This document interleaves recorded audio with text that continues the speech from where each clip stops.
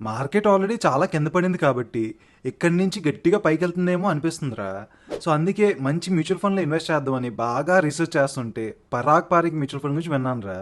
ఇప్పుడు లాస్ట్ 6 మంత్స్లో Nifty almost 16% పడింది, మిడ్ క్యాప్ అయితే 21% పడింది, స్మాల్ క్యాప్ అయితే 28% పడింది. సో ఇంత మార్కెట్ ఫాలో అవుతుంటే ఈ పరాగ్ పారిక్ మాత్రం జస్ట్ 3% పడింది. సో చూసుకో వీళ్ళు ఫండ్ని ఎంత బాగా మేనేజ్ చేస్తున్నారు. సో అందుకే ఇప్పుడు ఫ్యూచర్లో ఒక మార్కెట్ రివర్స్ అయింది అనుకో, అప్పుడు మెతా ఫండ్స్ కంటే ఈ ఫండ్ ఎక్కువ రేటింగ్స్ ఇస్తుందేమో అనిపిస్తుందిరా నాకు. మరి నువ్వేమంటావు? అబ్బా, బాగా ఆలోచించావురా. ఇన్ఫాక్ట్ మనం కూడా ఈ ఫ్లెక్సీ క్యాప్ మ్యూచువల్ ఫండ్స్ గురించి 2-3 సందర్భాల్లో చెప్పుకున్నాం. అండ్ అప్పుడు ఈ పరాగ్ పరీక్ తాలూకా ఫండ్ మేనేజర్ బాగా ఎలా పర్ఫామ్ చేస్తుంటారు, ఎలా మేనేజ్ చేస్తుంటారు అనేది కూడా చెప్పుకున్నాం. సరే, ఇప్పుడు నువ్వు అడిగిన దానికి ప్రాపర్ ఆన్సర్ చెప్పాలి అంటే సింగిల్ పాయింట్లో చెప్పడం కష్టం. సో ఇన్ డెప్త్గా ఒకసారి అనాలిసిస్ చేసుకుందాం. ఓకే కదా? ఓకేరా, ఇప్పుడు నాకు ఈ పాయింట్ అర్థమైతే చాలు, నువ్వు ఎలా ఎక్స్ప్లెయిన్ చేసుకుంటావో నీ ఇష్టం. ష్యూర్ ఫ్రెండ్స్, మీకు కూడా ఇలాంటి డౌట్ ఉండే ఉంటుంది కదా, లేదంటే మంచి మ్యూచువల్ ఫండ్స్ని ఎలా సెలెక్ట్ చేసుకోవాలి, ఆ సెలక్షన్లో తీసుకోవాల్సిన కన్సిడరేషన్స్ ఏంటి, ఏ రేషియోస్ చూడాలి, ఇలాంటివన్నీ మీకు కూడా డౌట్ ఉన్నది కదా. సో ఈ వీడియో మీ తాలూకా అన్ని క్వశ్చన్స్కి ఆన్సర్స్ ఇచ్చేటట్టే ఉంటుందండి. వీడియో లాస్ట్ వరకు చూడండి. అలాగే మన ఛానల్ని ఇంకా సబ్స్క్రైబ్ చేయని వాళ్ళు ఎవరైనా ఉంటే ప్లీజ్ సబ్స్క్రైబ్ చేసుకొని నోటిఫికేషన్స్ ఆన్లో పెట్టుకోండి. అండ్ అలాగే మన ప్రతి వీడియోకి లైక్, షేర్, కామెంట్ చేస్తూ ఉండండి. సరే, నువ్వు అడగరా, ప్రాపర్గా అడుగు. నీ క్వశ్చన్ ఏంటి ఇప్పుడు? ఏం లేదురా, ఈ ఫ్లెక్సీ క్యాప్ మ్యూచువల్ ఫండ్ తాలూకా లాస్ట్ 6 మంత్స్ డేటా చూస్తున్నాను, నువ్వు కూడా చూడు ఒకసారి, నీకే అర్థమవుతుంది. ఓకే, అయితే సరే, నా స్క్రీన్లోకి వద్దాం. సో కేటగిరీలో ఫ్లెక్సీ క్యాప్ మ్యూచువల్ ఫండ్స్ చూద్దాం, అలాగే లాస్ట్ 6 మంత్స్ తాలూకా డేటా చూద్దాం. ఎన్ని ఉన్నాయి? చాలా ఎక్కువ ఉన్నాయి, ఇంచుమించు ఒక 400 అలా ఉన్నట్టున్నాయి. సరే, ఇందులో లాస్ట్ 6 మంత్స్ తాలూకా డేటాని సార్టింగ్ చేస్తే లాస్ట్ 6 మంత్స్లో 24% ఫాల్ అయింది శాంకో ఫ్లెక్స్ క్యాప్ మ్యూచువల్ ఫండ్. బాగా తక్కువ ఫాల్ అయిందంటే వావ్, నువ్వు చెప్పింది నిజమేరా. పరాగ్ పరీక్ తాలూకా ఫ్లెక్సీ క్యాప్ స్కీమ్ అయితే జస్ట్ 3%, 3.77% ఫాల్ అయింది. వావ్, నిజంగా గ్రేటే. మరి అదే చెప్తున్నాను రా, ఇప్పుడు మార్కెట్ ఫాలో అయినప్పుడు ఇది మిగతా ఫండ్స్తో కంపేర్ చేసుకుంటే కొంచెం తక్కువే ఫాలో అయింది కదా. సో అలాగే మళ్ళీ మార్కెట్ పైకి వెళ్ళినప్పుడు మిగతా ఫండ్స్ కంటే ఇది బెటర్ రిటర్న్స్ ఇస్తుందా? ఓకే, బాగా అడిగావురా. అది నీకు అర్థం కావాలి అంటే ఈ రెండింటిని ఎగ్జాంపుల్ తీసుకుందాం. పరాగ్ పరీక్ వేట్లో ఇన్వెస్ట్ చేశారు ఏంటి అనేది చూద్దాం. అండ్ అలాగే శాంకో ఫ్లెక్సీ క్యాప్ వాళ్ళు కూడా ఏం చేశారు అనేది చూద్దాం. ఓకే కదా? అది చూడాలి అంటే ఫ్రెండ్స్ మీకు కూడా చెప్తున్నాను, జాగ్రత్తగా వినండి. ఏ మ్యూచువల్ ఫండ్ అయినా సరే ప్రతి నెల వాళ్ళ తాలూకా స్కీమ్ డాక్యుమెంట్స్ రిలీజ్ చేస్తూ ఉంటారు. మంత్లీ పోర్ట్ఫోలియో డిస్క్లోజర్ ఉన్నది కదా, ఇది ఓపెన్ చేసుకొని చూడొచ్చు. సో పరాగ్ పరీక్కి అలాగే శాంకో తాలూకా మంత్లీ పోర్ట్ఫోలియో డిస్క్లోజర్ కూడా డౌన్లోడ్ చేయడం జరిగింది. ఎక్సెల్లోనే డౌన్లోడ్ అవుతాయి కాబట్టి రెండు ఒకే ఎక్సెల్లోని పక్కపక్క షీట్లో పెట్టడం జరిగింది. నా చాలా జాగ్రత్తగా చూడు. ఈ పరాగ్ పరీక్ వేట్లో ఇన్వెస్ట్ చేసింది, లైక్ 100 రూపీస్ ఉంటే ఎలా డైవర్సిఫై చేసిందో అనేది ఇక్కడ నుంచి తెలుస్తుంది. ఇవన్నీ ఏ స్టాక్స్లో పెట్టింది అనేది. బట్ మనం ఫస్ట్ చెక్ చేయాల్సింది ఈక్విటీలో ఎంత పెట్టింది, డెట్స్లో ఎంత పెట్టింది, లేదు అంటే డెరివేటివ్స్లో ఏమైనా పెడుతుందా అనేది చూస్తూ ఉండాలి. ఓకే కదా? ఈ పరాగ్ పరీక్ తాలూకా ఈక్విటీ ఎక్స్పోజర్ 66.14%. మన ఇండియన్ స్టాక్స్లో 66.14% ఎక్స్పోజర్ ఉన్నది దీనికి. నెక్స్ట్, ఇది జాగ్రత్తగా చూడాలి. Equity and equity related foreign investments, వీళ్ళేంటి మెటా ఫేస్బుక్లో, ఆల్ఫాబెట్ గూగుల్లో, మైక్రోసాఫ్ట్లో, అమెజాన్లో ఇన్వెస్ట్ చేశారనమాట. అండ్ 100 రూపాయల్లోని 13 రూపాయలు అందులో ఇన్వెస్ట్ చేశారు, అంటే యుఎస్ మార్కెట్స్లో ఇన్వెస్ట్ చేశారు. ఓకే కదా?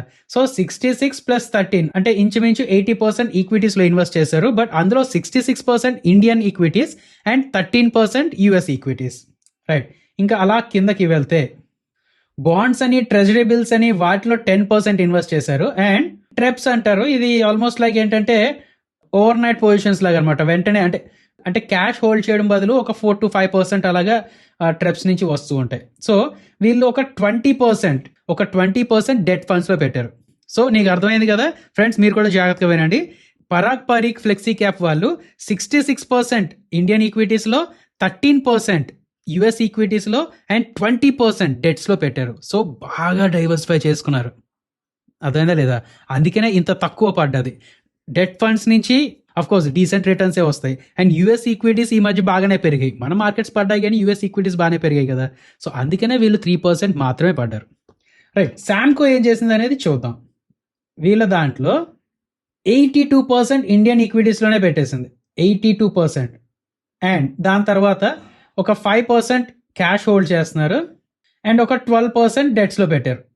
అదే కదా. సో అందుకనే వీళ్ళు ఎక్కువ పడ్డారు. డైవర్సిఫికేషన్ చాలా తక్కువ ఉన్నది అన్నమాట. ఇన్ఫ్యాక్ట్ ఈక్విటీస్లో, ఇండియన్ ఈక్విటీస్లో కాన్సన్ట్రేషన్ చాలా ఎక్కువ ఉన్నది. అందుకనే అర్థమైంది కదా వీళ్ళు ఎందుకు అంతలా పడ్డారు, పరాగ్ పరీక్ వాళ్ళు ఎందుకు అంతలా పడలేదు అన్నది అర్థమైందా లేదా? అర్థమైందిరా.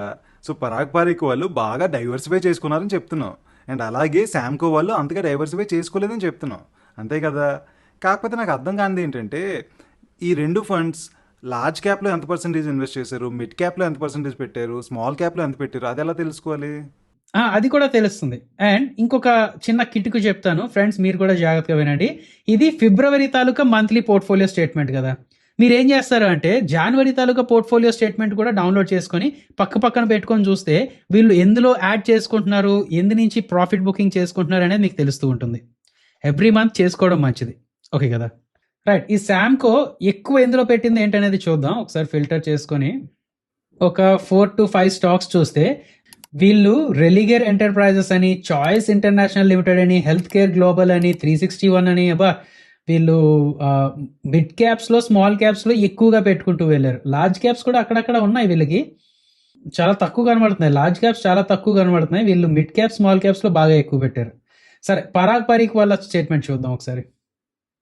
వీళ్ళు లాస్ట్ హెచ్డిఎఫ్సి బ్యాంక్లో ఎక్కువ పెట్టారు, బజాజ్ హోల్డింగ్స్ అండ్ ఇన్వెస్ట్మెంట్స్లో ఎక్కువ పెట్టారు, coal India, power grid corporation. వీళ్ళు ఏం చేశారు, పరాగ్ పరీక్ వాళ్ళు ఏం చేశారు, పోర్ట్ఫోలియో డైవర్సిఫై చేసుకున్నారు, అది ఓకే. అండ్ ఇండియన్ ఈక్విటీస్లో పెట్టిన దాంట్లో కూడా లార్జ్ క్యాప్స్లో, సేఫర్ బెట్స్లో ఎక్కువగా పెట్టారు. అందుకనే వీళ్ళు అంత తక్కువ పడ్డారు. అర్థమైందా లేదా? ఓకే ఓకే, అర్థమైంది.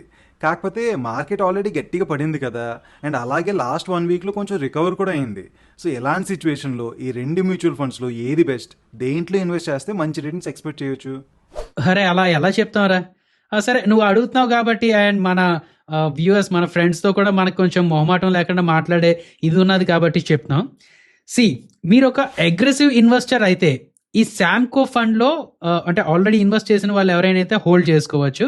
లేదు అంటే మెల్లిమెల్లిగా ఎస్ఐపి మోడల్లో ఇన్వెస్ట్ చేసుకుంటూ ఉండొచ్చు. ఎందుకు, మార్కెట్ పెరిగేటప్పుడు పరాగ్ పరీక్లో వచ్చే అప్ మూవ్ కన్నా ఈ శాంకోలో అప్ మూవ్ ఎక్కువ రావచ్చు. అంటే హై రిస్క్ ఉంది, హై రివార్డ్స్ కూడా ఉన్నాయి కదా. అందుకని అంటున్నాను, అగ్రెసివ్ ఇన్వెస్టర్ అంటే దాని అర్థం ఏంటి, రిస్క్ ఎక్కువ తీసుకునే క్యాపబిలిటీ ఉండి రివార్డ్స్ ఎక్కువ యాంటిసిపేట్ చేస్తున్న వాళ్ళు. సో ఇక్కడ నుంచి ఒక 20%, 30% ఇంకా డ్రాడౌన్ అయినా సరే మేము తట్టుకోగలం అన్న వాళ్ళు ఎవరైనా ఉంటే ఇలాంటి శాంకో ఫండ్స్ దాంట్లో ఇన్వెస్ట్ చేసుకోవడం ఒక మంచి ఒపీనియనే. ఎందుకు అంటే సెడ్ రిస్క్ ఎక్కువ ఉన్నా సరే రివార్డ్ క్యాపబిలిటీ కూడా ఎక్కువే ఉంటుంది. అదే కదా. ఫస్ట్ జనరల్గా ఏం జరుగుతుంది అంటే మార్కెట్ రికవర్ అవుతున్నప్పుడు లార్జ్ క్యాప్, దాని తర్వాత మిడ్ క్యాప్, దాని తర్వాత స్మాల్ క్యాప్లో సైకిల్ వస్తుంది. సో స్మాల్ క్యాప్ సైకిల్ మారేటప్పుడు ఏంటంటే శాంకో ఫాస్ట్గా రికవర్ అవ్వచ్చు, ఫాస్ట్గా ప్రాఫిట్స్ తీసుకురావచ్చు. సరే, అలా కాకుండా నేను ఒక కన్జర్వేటివ్ ఇన్వెస్టర్ అండి, నేను ఎప్పుడు లో రిస్క్ ఇన్వెస్ట్మెంట్స్కే ప్లాన్ చేస్తూ ఉంటాను, స్టేబుల్ ఇన్వెస్ట్మెంట్ నా తాలూకా ప్లాన్ అంటే ఇలాంటి పరాగ్ పరీక్ తాలూకా ఇన్వెస్ట్మెంట్స్ ప్లాన్ చేసుకోవచ్చు. ఎందుకంటే లాంగ్ టర్మ్ వెల్త్ క్రియేషన్కి, లోవర్ వాలటిలిటీతో లాంగ్ టర్మ్ వెల్త్ క్రియేట్ చేయడానికి ఇలాంటి ఫండ్స్ బాగా యూజ్ అవుతూ ఉంటాయి. అర్థమే కదా.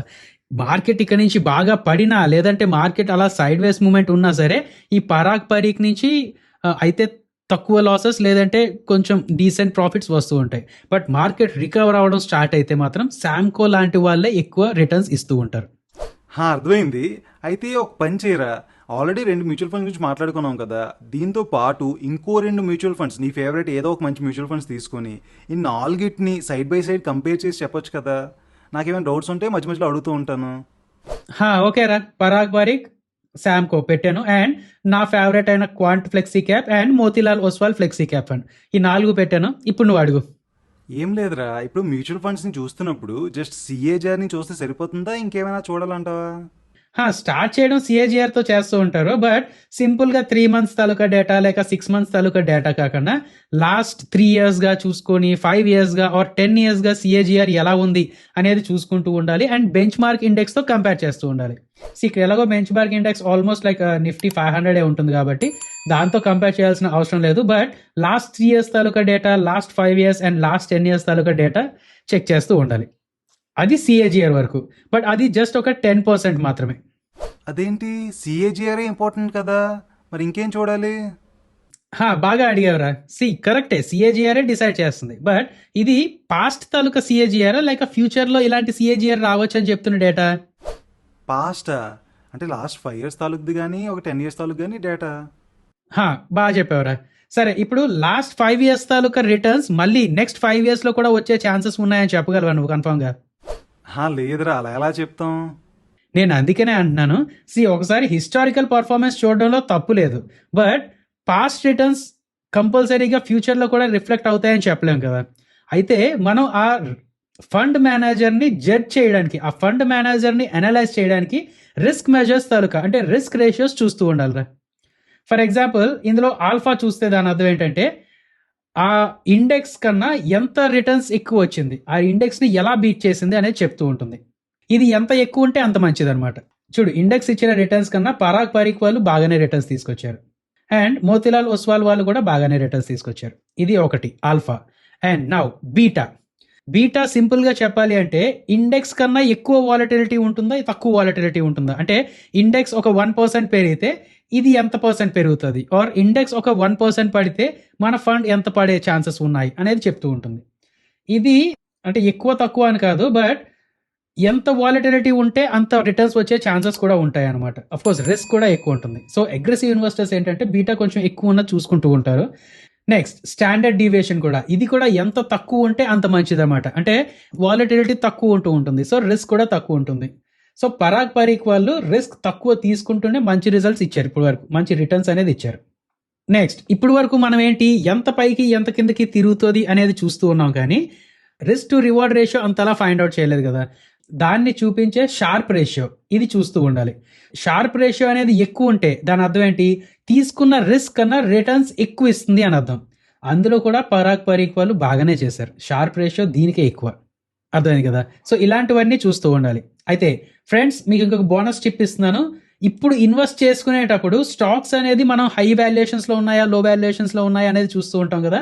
అలాగే ఒక ఫండ్ తాలూకా పిఈ కూడా చూస్తూ ఉండడం ఇంపార్టెంట్. దీని తాలూకా పిఈ ఎంత ఉన్నది? 17.4. ఎందుకంటే వీళ్ళకి ఎక్కువ డెట్స్లో ఉన్నాయి, అలాగే యూఎస్ మార్కెట్స్లో ఎక్కువ పెట్టారు, సో పిఈ తక్కువే ఉన్నది. అర్థమైందా లేదా? వాల్యుయేషన్స్ వైజ్ కొంచెం కంఫర్ట్ ఉన్నట్టే. అర్థమైందిరా. సో ఫైనల్గా ఈ విషయం చెప్పరా, ఈ 4 మ్యూచువల్ ఫండ్స్లో ఏది బెస్ట్, దేంట్లో ఇన్వెస్ట్ చేయాలి? దాని గురించి ఆల్రెడీ చెప్పేసుకున్నాం కదరా. బాగా కన్జర్వేటివ్ ట్రేడర్స్ అయితే పరాగ్ పరీక్ లాంటి ఫండ్స్కి స్టిక్ అయిపోండి. అండ్ ఎప్పటికప్పుడు మార్చ్ తాలూకా స్టేట్మెంట్, ఏప్రిల్ తాలూకా స్టేట్మెంట్ కూడా చూస్తూ ఉండి వీళ్ళేంటి డెట్స్ నుంచి మళ్ళీ డబ్బులు తీసుకొచ్చి ఈక్విటీస్లో పెడుతున్నారా లేదా అలాగే మేనేజ్ చేస్తున్నారా ఏంటనేది చూస్తూ ఉండాలి.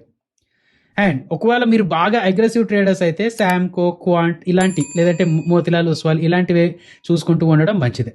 అసలు ఇదేవి డైరెక్ట్ ఫైనాన్షియల్ అడ్వైస్ కాదండి, ముందే మనం డిస్క్లైమర్ ఇవ్వడం జరిగింది కదా, ఎడ్యుకేషనల్ కంటెంట్ కోసం మీకు ఇస్తున్న ఇన్ఫర్మేషన్ ఇది.